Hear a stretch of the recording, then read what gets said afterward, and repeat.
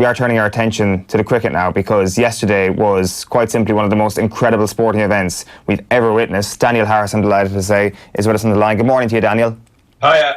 So I was thinking this morning about the idea that this is the most incredible moment for the sport of cricket, which I don't think there's much argument about in terms of drama, in terms of the improbability of it. I think the question really, you have to widen it out to sport in general because of those same reasons, because of how unlikely these events are from happening. This is quite literally one of the most insane things we've ever seen happen on a sporting pitch. Not even just on a sporting pitch. It's one of the most ludicrous things I've ever seen in my life. And that's the beauty of sport, really, is what sport gives you, is it gives you access to feelings, emotions, events that you can't believe, except you have to believe them because they're happening right in front of your eyes. And real life, unfortunately, is not quite like that. And that's why we love sport so much, and that's why we love cricket so much also, because what happened yesterday was very particularly cricket, because you have this drama that unfolds not over the course of an hour and a half, but over the course of a day. And that gives you the scope for lots of fluctuations. And then you end up with this arcane rule that no one really knows what it means and what it's about, when the ball hits Ben Stokes' bat and flies off for six. And subsequent to that, the things that you usually use to measure victory, like wickets and runs, also don't do anything. And you end up with separating the teams according to how many boundaries they hit, which also never happens. And the only thing you could be sure of was that wherever the story was going, it was going in its most dramatic possible direction, except you couldn't predict where that was. Is that the best way to decide this, by boundaries? I don't know. I mean, I guess you could have decided it without the super over, or after the super over, you could have given it to New Zealand by dint of losing fewer wickets. And that used to be sometimes, not always, but that used to sometimes be how ties were split. The team which lost fewer wickets won. But then we had the super over, and obviously the drama of the super over gives you another layer of ridiculousness. So I guess if the super over is tied, you could then go to which team had lost fewer wickets. But I think the whole point of the super over is to ramp up the drama. So in order to make cricket a better spectator sport, I can see why they've decided to do it according to boundaries. But no, I don't think boundaries is a particularly definitive way of doing it. The only reason it's definitive is because it is the law, not because it means anything in particular. The amazing thing about yesterday is the fact that it just happened to be cricket's golden goose in terms of being free to air, everybody watching it, everybody having the opportunity to see this thing for free, because this has been a sport that has, I think, unquestionably been harmed by the paywall over the past decade or so. The fact that we aren't getting to see this happen regularly, I guess the flip side of it is you look at what happened yesterday and young people can't be expecting this to happen all the time.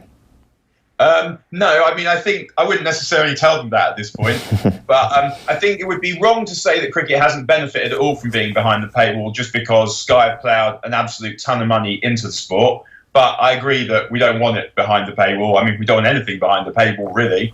But so I think that it's also incredible that the last thing that wasn't behind the paywall was also an amazingly dramatic, the last most dramatic thing that ever happened in cricket, the 2005 Ashes. And it is a beautiful thing for everyone in the country to be able to watch this moment and to share in this moment. And the question now is, what does cricket do to build from here? And they've got the 100 coming up, which I think most fans of cricket are not keen on, but it's going to be on BBC.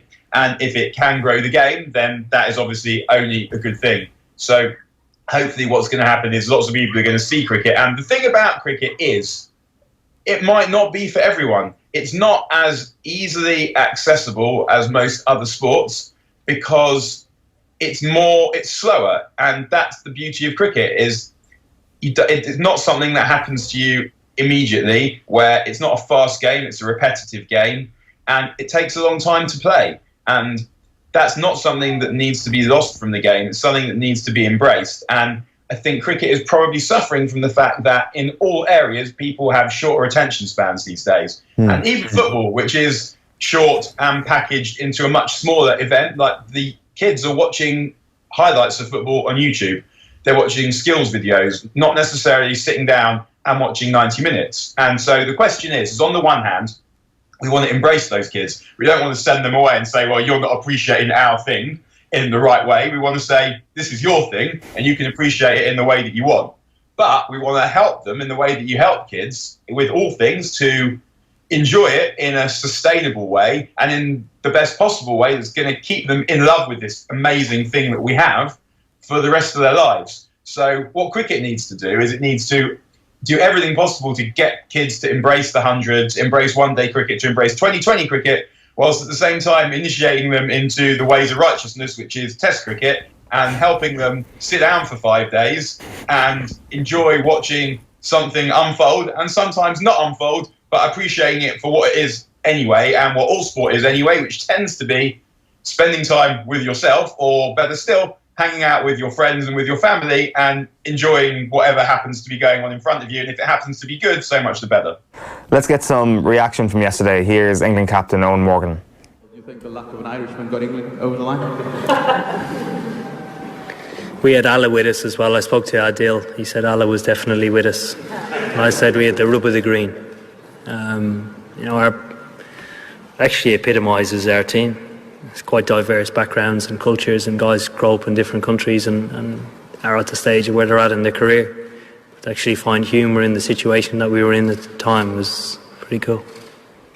That's obviously a very important quote there from Eoin Morgan, the sort of unifying power of this England team, Daniel. Yeah, I've literally just finished writing something about that myself, and I totally agree that when you see a team who are truly representative, it enables you to take joy in their achievements, and in general, taking joy in the accomplishments of other people, which is sort of what sport can be sometimes, feels a bit weird. But when you have this appallingly fractured country and horrific, selfish, substanceless leaders, and then you see Eoin Morgan, who tells the truth, who inspires people, who goes out and does what he says he's going to do, and does it in a way that shows he has a spine, that shows he stands for something, that has morals. And then you see the boys that he leads, how much they trust in him, how much they trust in themselves, and how they represent so much of what is good about this country. If we can't take pride in that, then we can't take pride in anything. Yeah, for sure. In terms of the English public and their view of Eoin Morgan, I mean, since 2015, the disaster at the World Cup, he's kind of taken this team and he's kind of made it more of his own team. There's the real Eoin Morgan stamp on this team now 4 years later. Has that led to the public warming to him a little bit more?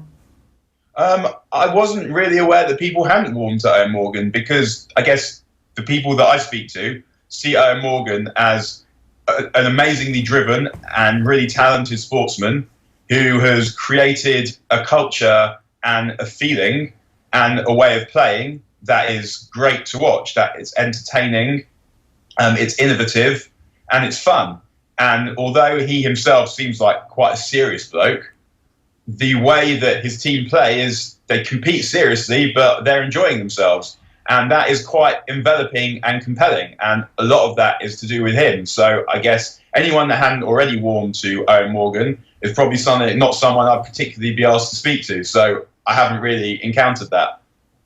Let's just finish up with a bit into football, Daniel. Manchester United set to complete the signing of Harry Maguire in the next couple of days. Like, looking at this, accepting that the price tag is a little bit expensive, not that outrageous given current market values and all that. How bad a transfer market has this, or how bad a summer has this really been for Manchester United? Because in terms of the in-column, they're not that bad players. They've kept all their players. Like, if they manage to sort out a couple of the situations when it comes to Pogba, if he becomes a happy player at Manchester United all of a sudden and stays for even just one more season, has this actually been a bad couple of weeks for United? No, not really. Like, I don't think Pogba will stay, and I wouldn't want Pogba to stay on the basis that if he doesn't want to stay, it's pointless. Because, number one, I don't think you'll get the best of Pogba, and it will just be a problem all the time. And it'll be a problem when he goes on international duty, and you don't want that in the squad. But also, more than that, it's more that you're trying to build a team that will be good, let's say, in a year or in 2 years. And if you've got a player who's not going to be part of that, then it's pointless making them a central part of that for them to leave in a year's time. It would just make more sense to get it done now. And as for Maguire, I think that on the one hand, Maguire is better than what United have and would hopefully supply some leadership. I think I said on here last week or the week before that I would not be at all surprised if United were to sign Maguire, he would immediately be made captain, because I think United feel that they're signing personality with Maguire as well as ability. On the other hand, I don't think that he's the best player for that position that United could possibly sign. And depending on how much money they have available, I wouldn't be spending that percentage of it on any centre-back, never mind that centre-back that I wasn't certain was the best possible one who was available. But, as you say, I think Wan-Bissaka would be a really good signing. I think there's a good hope that Daniel James would be a really good signing, and also he was cheap. But if they don't sort out the midfield between now and the beginning of the season, they're going to end up in a probably fairly similar position to before. They'll be hopefully a bit better, but they won't be a lot better, because the main problem with that team is not the defending, although the defending is a problem. It's the inability to control games because the midfield isn't up to it. And if they were controlling games properly, then the defenders would actually have a lot less to do because the opposition would have a lot less of the ball. So I guess there are two sides to Maguire, but if you want to look on the bright side, he'll be an improvement because he's better than what's there at the moment. Daniel Harris, thanks a million for taking the call. No worries, see you again. Daniel Harris there on the line, chatting cricket, chatting football.